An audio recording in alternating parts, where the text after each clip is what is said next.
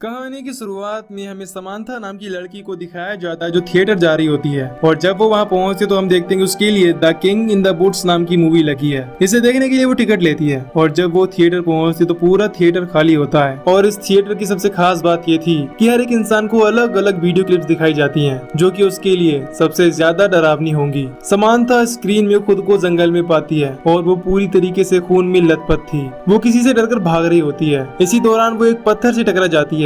इससे वहाँ एक लाश पर गिर जाती है जो कि बहुत ही बुरी कंडीशन में थी। और तभी वहाँ पर एक आदमी आ जाता है जो उसका पीछा कर रहा था। इससे पहले कि वो समांथा को पकड़ पाता वो छुप जाती है। इसके बाद वो वहाँ से चला जाता है। तभी वहाँ पर एक लड़का आ जाता है जिसका नाम जेसन होता है। फिर वो दोनों भागते हुए सड़क पर पहुँच जाती है। तभी उन्हें वहाँ पर पुलिस की एक गाड़ी दिखाई देती है। इसे वो रोकने की कोशिश करते हैं, लेकिन जब वो पुलिस ऑफिसर समांथा को खून में भीगा हुआ देखता है तो वो उन्हें उनके हाथ ऊपर करने के लिए कहता है। इसके बाद वो दोनों उसे सारी चीजें समझाने की कोशिश करते हैं और उससे मदद मांगते हैं। वो पुलिस ऑफिसर उन्हें अपनी गाड़ी में बैठने के लिए कहता है और इस बात से जेसन काफी खुश होता है। लेकिन उसी समय वहीं आदमी आ जाता है जो उनका पीछा कर रहा था और उसने अपने मुंह पर लोहे का मास्क लगा रखा था, जिसे देखकर पुलिस ऑफिसर उससे हथियार डालने के लिए कहता है। लेकिन वो उसकी कोई बात नहीं सुनता। इससे वो डर जाता है और उस पर लगातार गोलियां चलाने लगता है। इससे वो मास्क वाला आदमी जमीन पर गिर जाता है। पर पुलिस ऑफिसर जब उसका चेहरा खोलकर देखता है वो डर जाता है। तभी मास्क मैन के पैर में फंसने की वजह से वो गिर जाता है और उसकी गन चल जाती है। इससे वो मारा जाता है। ये सब देखकर समांथा और जेसन बहुत डर जाते हैं। इसके बाद जेसन गाड़ी का शीशा तोड़कर पुलिस वाले की जेब से चाबी लेने जाता है, लेकिन इससे पहले उसे चाबी मिलती वो मास्क मैन उठ जाता है। इसके बाद वो डरकर उसे लात मारकर समांथा को लेकर भाग जाता है। फिर वो दोनों भागते हुए घर तक पहुंच जाते हैं जहाँ पर माइक होता है। वो उसे बताते हैं कि उनके पीछे एक मास्क मैन पड़ा हुआ है जिसने उनके बाकी फ्रेंड्स को मार दिया है। लेकिन तभी वहाँ पर वो मास्क मैन भी पहुंच जाता है और एक हथौड़ा लेकर अटैक करने की कोशिश करता है। वो हथौड़ा माइक को लगता है, लेकिन जेसन अब दरवाजा बंद कर देता है और समांथा को दरवाजा पकड़ने के लिए कहता है। तभी वहाँ पर उसे एक शॉटगन दिखती है जिसे वो लोड करने लगता है और उसे शूट करने वाला होता है। लेकिन उससे पहले ही वो मास्क मैन अंदर आकर एक बहुत बड़ा चाकू उसकी पीठ में मार देता है। इससे जेसन काफी गुस्सा हो जाता है और शॉटगन उठाकर लगातार अटैक करने लगता है। लेकिन वो मास्क मैन माइक की बॉडी आगे कर देता है। इससे सारी गोलियां उसे लगती हैं और सर पर गोली लगने की वजह से उसका सर ब्लास्ट हो जाता है। ये सब देखकर समांथा बहुत ज्यादा डर जाती है, पर जेसन उस पर अटैक कर देता है और उसे लड़ने की कोशिश करता है, लेकिन वो उसे बुरी तरीके से पीटने लगता है। इसी दौरान समांथा को एक बेसमेंट मिल जाता है और वो उसके अंदर जाती है, लेकिन उसे वहाँ पर बहुत सारी लाशें दिखती हैं जो कि पूरी तरीके से सड़ चुकी थी, जिन्हें देखकर वो बहुत डर जाती है। इधर जेसन मास्क मैन पर चाकू से अटैक करने की कोशिश करता है, लेकिन उसने अपने सारे शरीर पर लोहा लगा कर रखा था, इसीलिए उसे कोई नुकसान नहीं होता। इसके बाद वो उसी चाकू से उस पर अटैक कर देता है और फिर जेसन उस पर अटैक करने के लिए जितने भी चाकू उठाता है वो सारे चाकू उसके शरीर में घुसा देता है और बर्नर की मदद से उसके पूरे शरीर में आग लगा देता है, जिससे जेसन बहुत ही दर्दनाक मौत मारा जाता है। और उसकी चीख सुनकर समांथा कुल्हाड़ी लेकर उस मास्क मैन पर अटैक कर देती है, जिससे वो भी एक बूचर नाइफ लेकर उसका सामना करता है। और इस दौरान समांथा उस पर काफी भारी पड़ रही थी।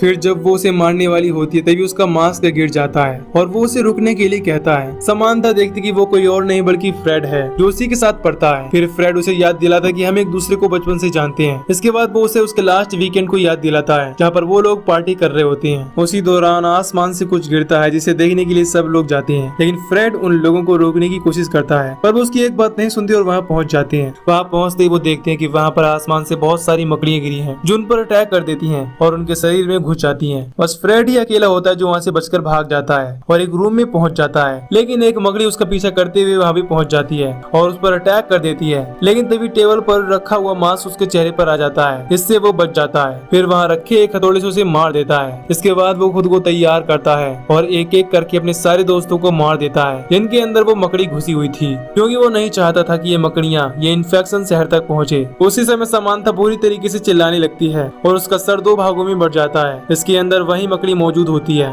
जिससे वो मास्क मैन से अपने आप को मारने के लिए कहती है और वो उसी कुल्हाड़ी से मार देता है। लेकिन जब वो बाहर निकलता है तो उसके ऊपर बहुत सारी मकड़ियाँ अटैक कर देती हैं। हालांकि इस दौरान वो उन्हें मारने की बहुत कोशिश करता है। अगले दिन हम देखते हैं कि जब फ्रेड कार लेकर शहर की तरफ जा रहा होता है तो उसके चेहरे के अंदर कुछ अजीब बदलाव हो रहे होते हैं, जिससे हमें पता चलता है कि वो भी अब इन्फेक्टेड हो चुका है। फिर सीन शिफ्ट होता है जहाँ पर हम डेविड और एना को देखते हैं जो उसी थिएटर में पहुँचते हैं जहाँ पर स्क्रीन में हम एना को देखते हैं। इसके चेहरे पर जलने का निशान होता है और वो डेविड के साथ डिनर टेबल पर होती है, जहाँ पर डेविड उसे बताता है कि उसकी माँ कई बार प्लास्टिक सर्जरी करवा चुकी है और वो उसके चेहरे को ठीक करने में मदद कर सकती है। इसके लिए वो अपने सर्जन से बात करेगी। यहाँ पर एडम उसे बताता है कि वो हमेशा के लिए उसके साथ रहना चाहता है और वो इसके लिए कुछ भी कर सकता है। इसके बाद एना डॉक्टर के पास पहुँचती है जहाँ पर वो उसकी जांच करता है और फिर उसकी प्लास्टिक सर्जरी के लिए कहता है। इसके बाद एना की प्लास्टिक सर्जरी हो जाती है। वो सपने में देखती है कि उसकी और एडम की शादी होने वाली है, लेकिन तभी उसे वहाँ पर एडम की जगह पर डॉक्टर और नर्स खून से सनी हाथों में चाकू लेकर खड़े दिखाई देती हैं, जिससे वो डर जाती है और उसकी नींद खुल जाती है। वो देखती है कि वहाँ पर नर्स के साथ डेविड मौजूद होता है। इसके बाद डेविड उसके चेहरे की कुछ फोटोज लेकर वहाँ से चला जाता है। इसके बाद समांथा एक डिवाइस की मदद से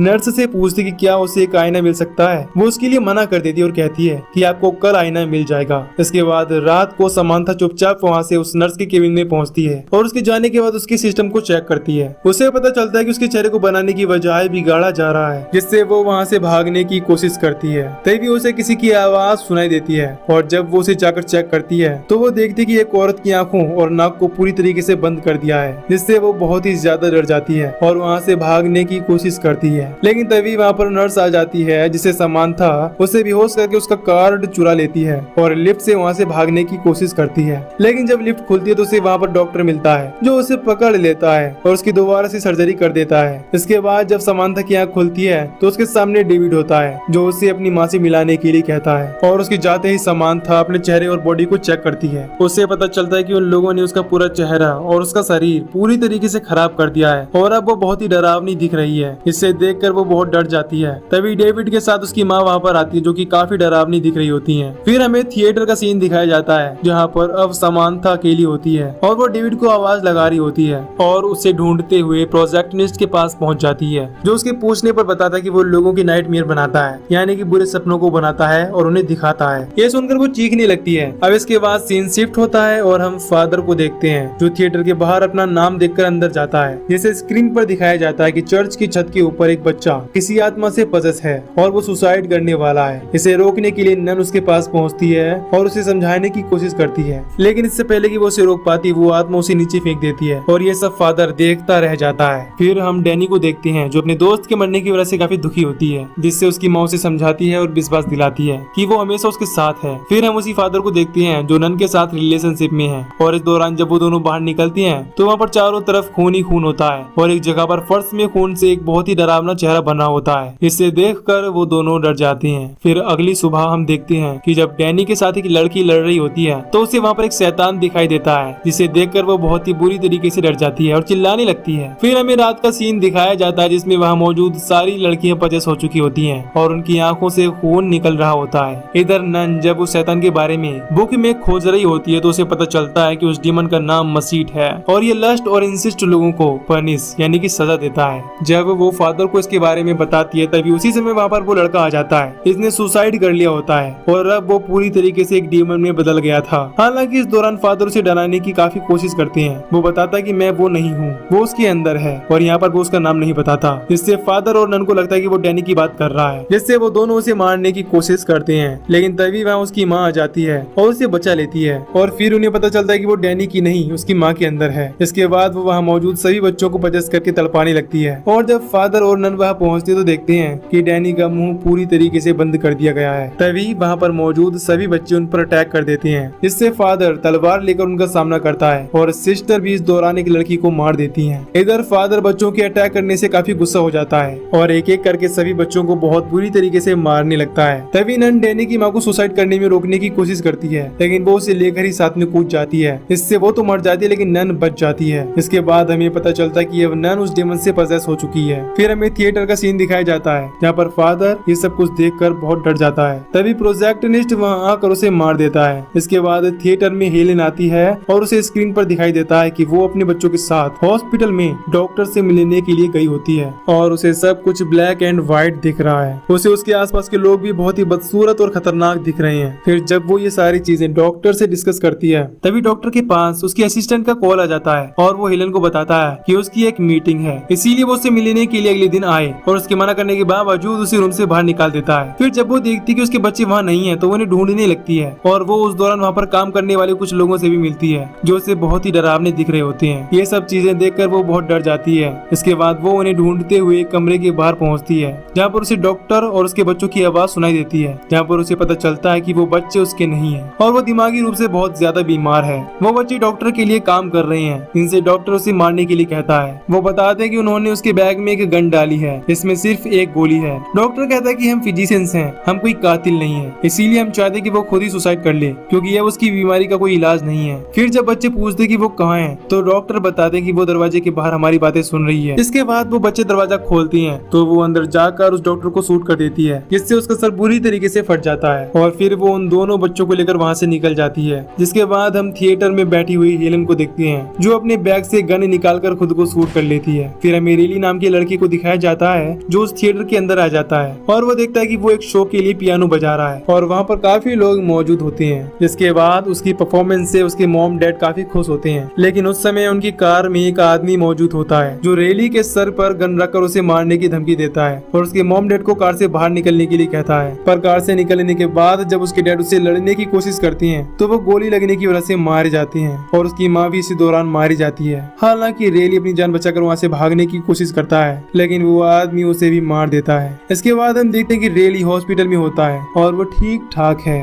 जब वो अपनी माँ के बारे में पूछता है, तो वो बताते हैं कि उसकी माँ यहाँ पर नहीं है और फिर उसे आराम करने के लिए कहकर वहाँ से चले जाते हैं। जब उसकी नींद खुलती है, तो वो देखता है कि उसके साइड के बेड पर एक बहुत ही खतरनाक आदमी लेटा हुआ है, जिसके चेहरे पर बहुत सारे टाके लगे हुए होते हैं, जिसमें वो बहुत डरावना दिख रहा है। जब वो लेटा होता है, तो वहाँ पर वही आदमी आता है जिसने उसकी फैमिली को मारा था और वो उसे सोते ही टाइम मारने की कोशिश करता है, लेकिन उससे पहले ही वहाँ पर नर्स आ जाती है और उस आदमी को वापस भेज देती है। इसके बाद जब रेली उठता है, तो उसे अपने आसपास बहुत सारे मरे हुए लोग दिखाई दे रहे होते हैं और उसी दौरान उसकी मुलाकात केसी से होती है, जहाँ पर हमें पता चलता है कि वो दोनों ही मर चुके हैं। फिर अगले सीन में हम देखते हैं कि जब रेली उठता है, तो वहाँ पर उसकी माँ मौजूद होती है और वो उसे अपने पास बुला रही होती है। तभी वहाँ पर केसी आ जाती है, जिसे देखकर वो गायब हो जाती है, जिससे हमें पता चलता है कि उसकी माँ भी मर चुकी है। इसके बाद केसी वहाँ से जाती है, तो रेली की माँ उसे मार देती है और ये देखकर वो काफी ज्यादा हैरान हो जाता है। अब इसके बाद जब वो टॉयलेट में होता है, तभी उस पर वो आदमी फिर से अटैक कर देता है, जिससे वो बड़ी मुश्किल से बचता है और उस पर अटैक करके वहाँ से भाग जाता है। और जब वो नर्स के पास पहुँचता है, तो देखता है कि उसे भी किसी ने मार दिया है। ये सब देखकर वो बिल्कुल भी नहीं समझ पाता कि उसे क्या करना चाहिए और वो कमरे में छिप जाता है, जहाँ पर केसी की लाश रखी होती है। इसके बाद वो भी वहीं पर लेट जाता है और खुद को छुपा लेता है। इसीलिए जब वो आदमी आता है, तो उसे वहाँ ना पाकर वापस चला जाता है। फिर जब रेली बाहर निकलता है